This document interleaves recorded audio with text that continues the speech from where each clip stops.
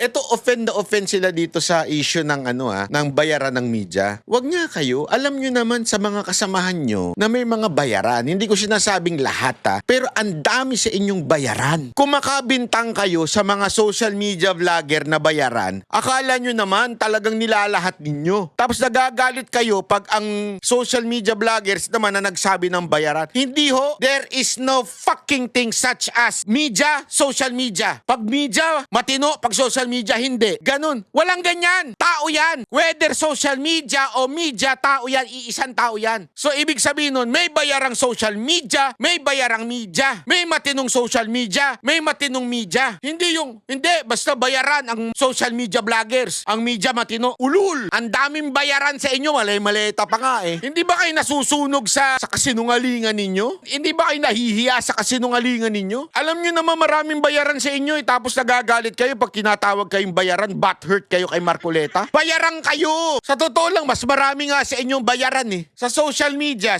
ako, sa pagdating sa vlogger, alam ko yan. Dito sa mga supporter, sa mga Duterte supporter, sino magbabayad sa amin? Wala na ang pera mga Duterte. Kumikita kami. Yan. Aminado kami dyan. Kumikita kami through YouTube, Facebook. Pero bayaran, abay kagaguhan yan. Pero alam naman namin na meron talaga din. Ay, maaari, ako, I can only speak for my banateros, for my group. Walang bayaran sa amin. Meron kaming trabaho.